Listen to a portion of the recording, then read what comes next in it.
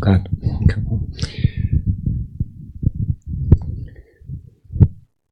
like to express our sangha's anumodana for all your kind support and the practice that we shared over the last few days, and express some reflections and share some of the inspiration of all of us coming together here, because it is not such an average occasion actually. It took quite a long time of preparation and getting to know each other from the beginnings of first meeting in Thailand to coming all the way here for our sangha, and I would say I am deeply touched by the whole feeling of the group, and also by the very auspicious feeling of being in India. This is special for all of us, maybe not for you, but I was thinking about how to compare this. It is very meaningful to be in the place where the Lord Buddha was born and found final liberation from dukkha. And we are all of us are a later generation, we must say, and there's been various developments that possibly obstruct this direct connection, whether one comes from Germany, Thailand, or from India, who in some way were very far away from the Buddha, and in another way we're very close. And I think we need to keep this conscious connection in our hearts and nourish our practice with this direct feeling of being close to the Buddha. And I can share how much a feeling of a special opportunity this is for myself and our teachers, Luang Por Passano, Luang Por Jundee, Ajahn Moshe, and Tan Gunakaro, and Arpan, our Anagarika. And so more or less, all of us have been practicing in many ways, trying to find a relation to the Lord Buddha in our hearts, and for many years, and particularly the sangha here. We have taken on the monastic life in Thailand, myself coming from an even further away place, and many others in the monastery that we come together in Thailand, whether it's Wat Luang Por Pong or Ajahn Chah or Wat Pah Nanachat, the international one. We have come from various directions and various different lifestyles and various closeness or distanceness to a genuine Buddhist culture.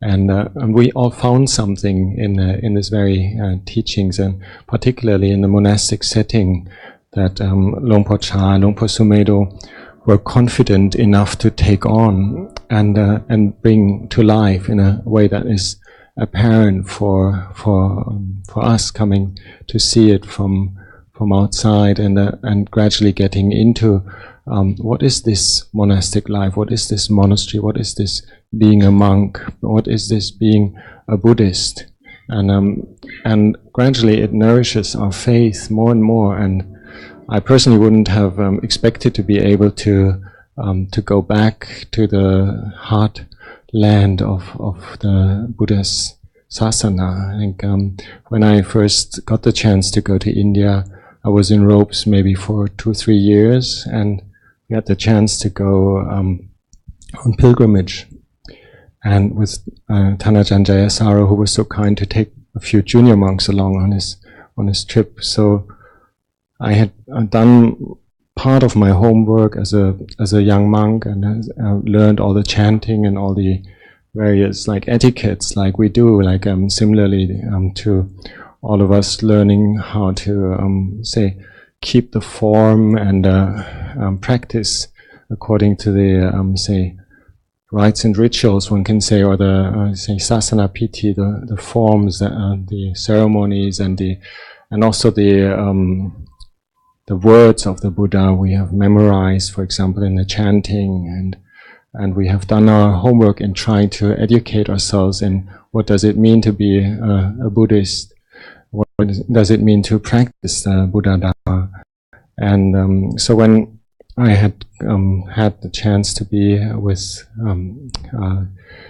this group going on a pilgrimage, it was my turn to chant the monks' training rules, the Patimokkha, which we do in Pali, and it's quite a long chant, as you may know, and of course I'm nowhere near any proper pronunciation. I've got a very much of a German accent.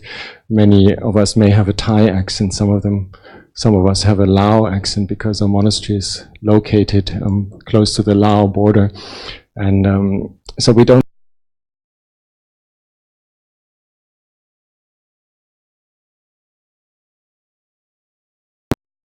Very touching that we at least use the same tools that the Buddha recommended to use, particularly for monks. The Patimokkha is a very important tool because it defines us in a conventional way as like on this noble search of liberation in the form that the Buddha outlined for his disciples in a very clear way. So the Patimokkha is very dear to the heart to all of us here. So we had the Patimokkha Day coming up.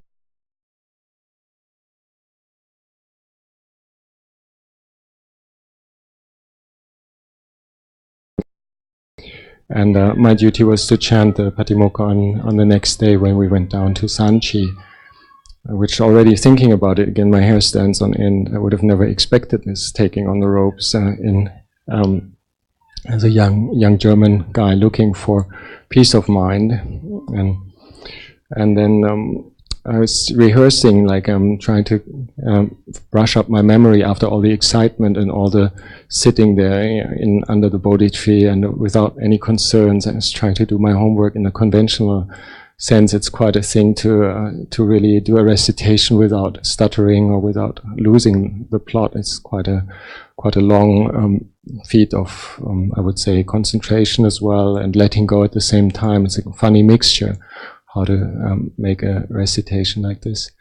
And so I was rehearsing this silently, walking up and down, walking meditation perimeter of the Mahabodhi Jedi, and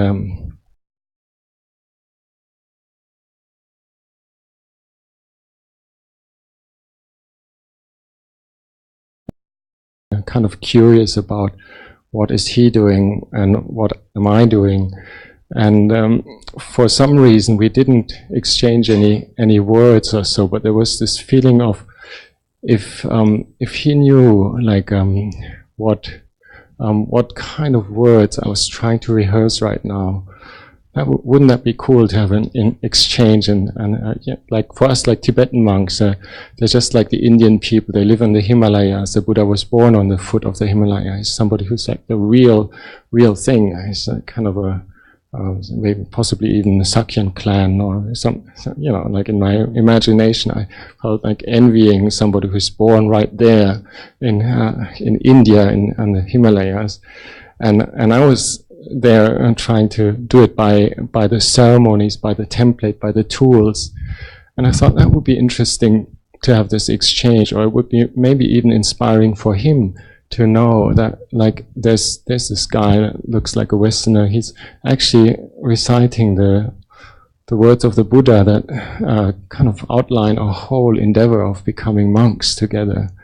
But we never really talked, but I was very inspired and feel like privileged that the tool that we have in our tradition that comes from Thailand is an original tool, and that we can use that. And there was this wholesome sense of, at least I'm equipped with the right tools, and if only I could use it well. And wouldn't it be inspiring if we were to throw this all together and see how it works, if we got this backwind of being in the right place, being the right persons, and using the right tools.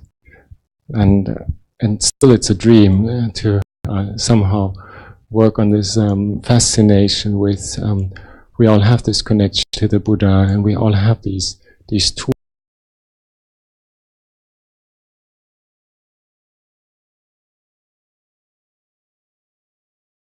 In Delhi, right here, the Buddha may have passed through this place. Who knows? It's not too far away. It's very close. And the other day we visited the relics of the Buddha, which are enshrined in our National Museum. And it is just very obvious a connection to try to work these things out together and live on this fascination. We're all later generations. We're all somewhere obstructed through like our worldly lives, or through our nationality, or through our living conditions or so. But the tools are still there, and some of us have used them to a certain extent. I know you've practiced meditation a lot, and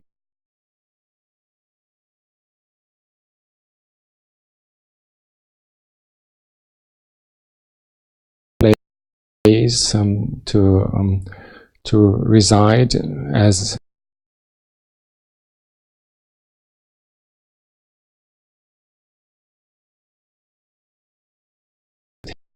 take some time until the first Indian bhikkhu emerges.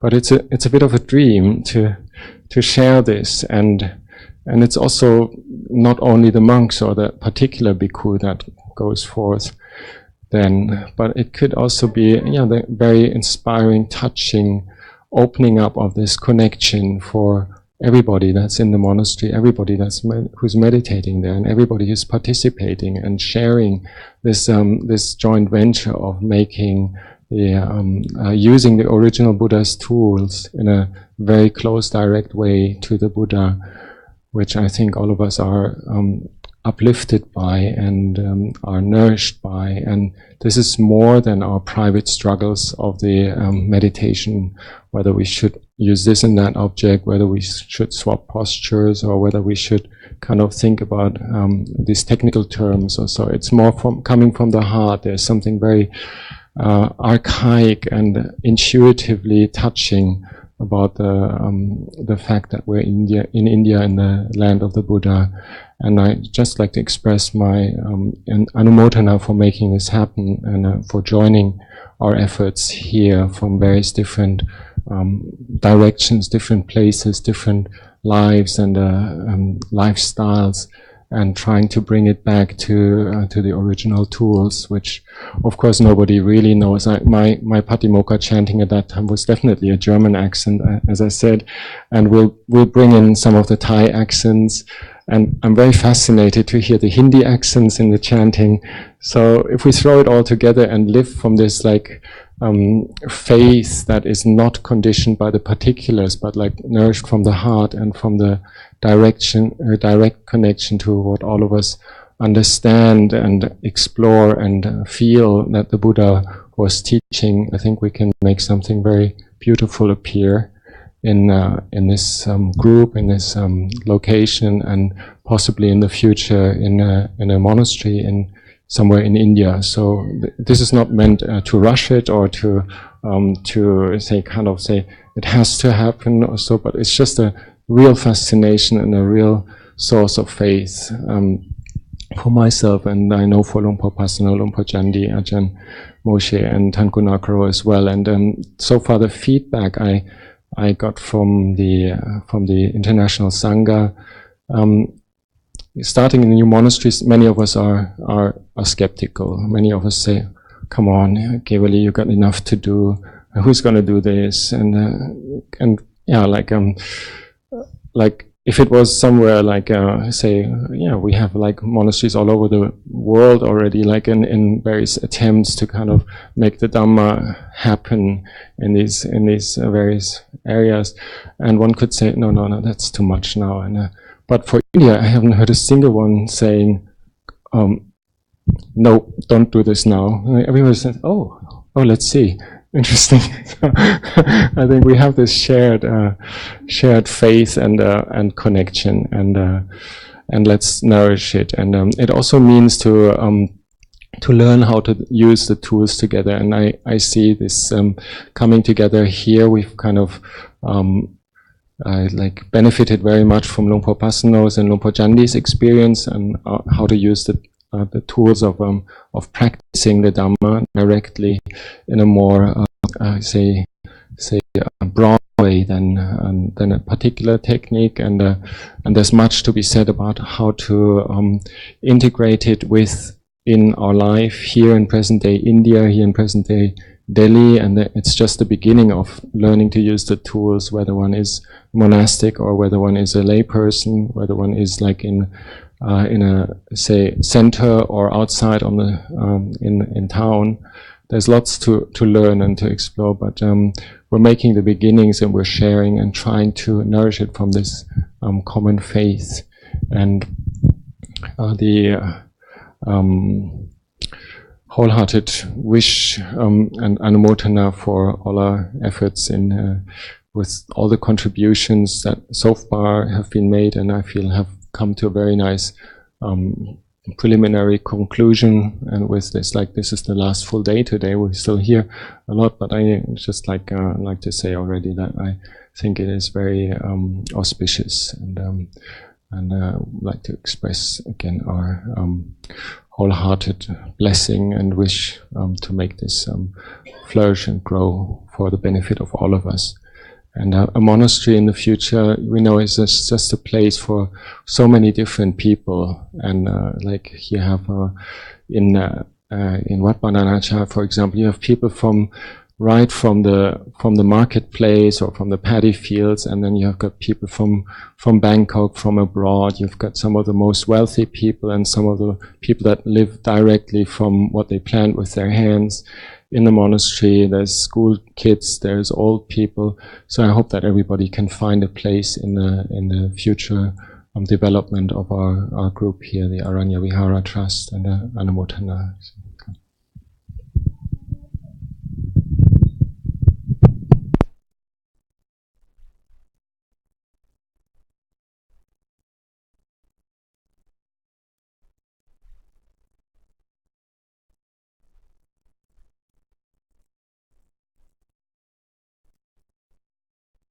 आजान केवली ने अनुमोदन का शुरुआत की कि आज अपने अनुभव की बताया, अपने फीलिंग्स के बारे में बताया कि हमें बहुत अच्छा लग रहा है कि हम भारत में आए हैं हम सब लोग, और एक जगह है कि जहाँ पे हम सब मिले हैं। और ये जो भी आयाम जो भी यहाँ पे इवेंट हुआ है, ये बहुत वन ऑफ इवेंट नहीं है, इसके पीछे काफ़ी प्रिपरेशन हुई। लोग यहाँ से थाईलैंड गए, मिलना हुआ, और ये सब उस सब के बैकग्राउंड एफर्ट से संभव हो पाया।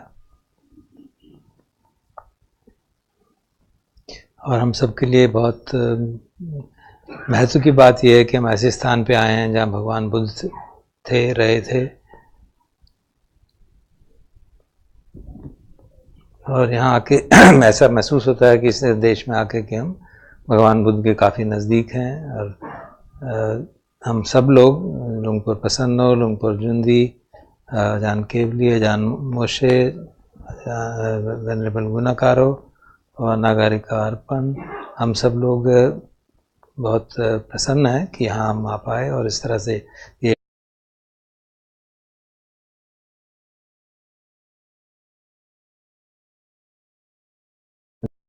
जर्मनी से हूँ, तो वहाँ पे सब लोग अलग अलग जगहों से आते हुए भी एक तरह के सूत्र में बंध जाते हैं, जो भिक्षु संघ का सूत्र है। और उसके हमारे लोगों के आने के लिए कारण लुंग पोर चाह, लुंग पोर प्रसन्नो का जो शुरू का योगदान है, वो हमें सबको यहाँ खींच के बुलाया है वहाँ। और धीरे धीरे हम सब ने सीखा कि क्या एक भिक्षु बनने का क्या मतलब है और किस तरह से उसके लिए तैयारी करनी चाहिए।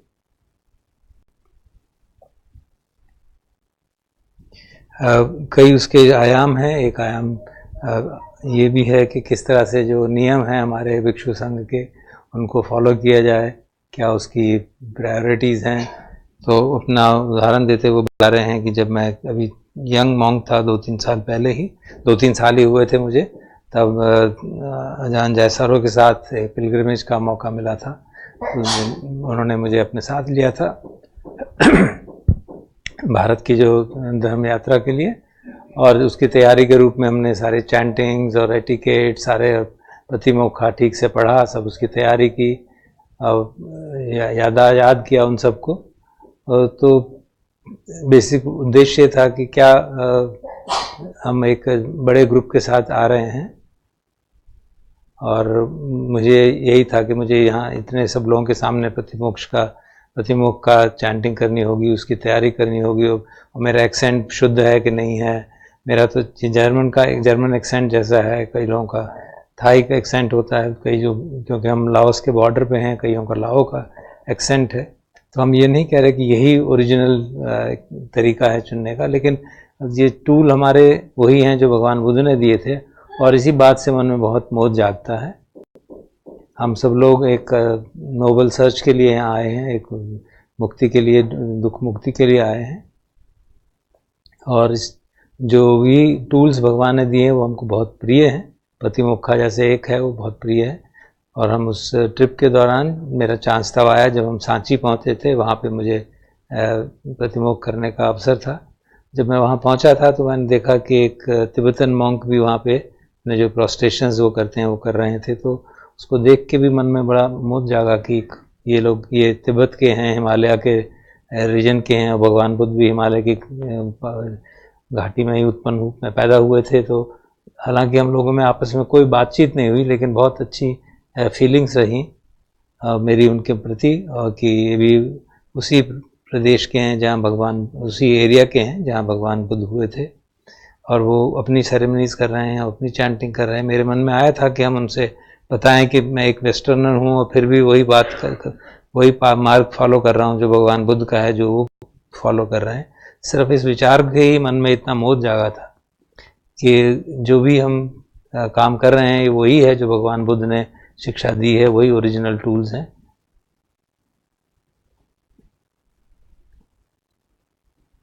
तो ये जब यहाँ भारत में आते हैं तो ऐसा लगता है कि हम उचित स्थान पे आए हैं, जहाँ की बुद्ध की भूमि है, और चाहे हम किसी भी तरह की साधना, उनके बताए हुए साधनाओं में से कुछ भी करें, विपश्यना करें कि आनापान करें कि कोई और विभिन्न तरह के कर्मठान रखें, लेकिन सबकी महत्वपूर्ण बात है कि हमें सबको ये विश्वास है कि हम भगवान के द्वारा दिए गई शिक्षा का पालन कर रहे हैं। जैसे अब अभी हम कल रिलिक्स को गए थे, तो वहाँ जाकर भी म्यूज़ियम में बहुत मोह जागा था कि ये वही रिलिक्स हैं उन भगवान बुद्ध के, जिनके की शिक्षा हम फॉलो कर रहे हैं। और हम सब लोग के मन में इस बात का भी मोह रहता है कि एक भिक्षु संघ है जो कि एक उदाहरण पेश करता है, ताकि जो संसारिक जीवन में ऑब्स्ट्रक्शंस आती हैं उनको कैसे हैंडल किया जाए। और वही टूल्स जो भगवान बुद्ध ने दिए थे अभी भी अवेलेबल हैं साधना करने के लिए। और हमें खुशी है कि ये अरण्य विहार ट्रस्ट जो है वो एक कोशिश कर रहा है कि एक मोनेस्ट्री बनाई जाए जहाँ भिक्षु आके रह सकें। और हम सब लोगों को बहुत अत्यधिक प्रसन्नता होगी जब भारत से ही कोई एक भिक्षु इमर्ज होगा और उसमें यहाँ ज्वाइन करेगा, और हमारे से एक भारत का जुड़ाव हमारे संघ से ठीक से हो पाएगा। एक तो हम सब लोगों के साधक हैं, साधकों के मन में अपनी जो प्राइवेट हमारे साधना के स्ट्रगल्स हैं, साधना की कठिनाइयाँ वो चलती रहती हैं कि मैं ये साधना करूं, ये वाला आलम्बन लूं, कि इस टेक्निक को फॉलो करूं। लेकिन जब हम भगवान बुद्ध के गुणों की ओर, उनके कंट्रीब्यूशन की ओर, उनके संग की ओर देखते हैं तो वो सब चीज़ें गौन हो जाती हैं। और मुख्य बात ये आती है कि ये सब भगवान बुद्ध की शिक्षा है, उन्हीं का दिया हुआ मार्ग है, और उन्हीं के टूल्स हम यूज़ कर रहे हैं। तो ये बात याद करके ही बहुत मोह जागता है और हम अपनी साधना को नरिश कर पाते हैं।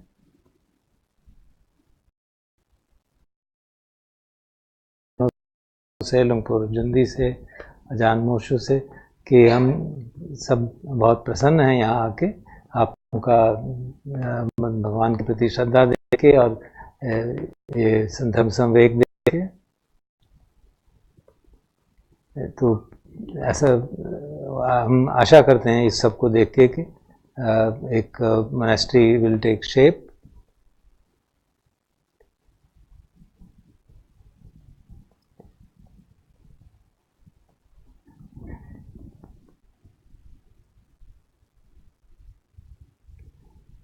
तो अंत में काफ़ी बातें वही दोबारा रिपीट हुई, तो कि अपनी प्रसन्नता जान केवली ने व्यक्त की कि उनके और सब जितने भी बनते आए हैं उन सबको बहुत फीडबैक बहुत अच्छा है. They are feel very happy, बहुत प्रसन्न है यहाँ आके, और हम सब लोगों के जो एफर्ट को वो अप्रिशिएट करते हैं, साधुवाद देते हैं, अनुमोदन करते हैं. आशा करते हैं कि एक ऐसा स्थान बनेगा जहाँ भिक्षु आके रह सकें, और फिर भिक्षु जब रहते हैं तो उससे जो आसपास के लोग हैं, चाहे वो खेत में काम करने वाला किसान है या बहुत बड़ा नेता है, उन सबको एक स्थान मिलता है जहाँ पे कि वो भगवान की शिक्षा को प्रतिपादित होते हुए देख सकते हैं. अंत में बनते ने फिर हमको अनुमोदन एक्सप्रेस किया एंड आशीर्वचन कहे कि हम सब लोगों के एफर्ट जो हों सफल हों इस डायरेक्शन में.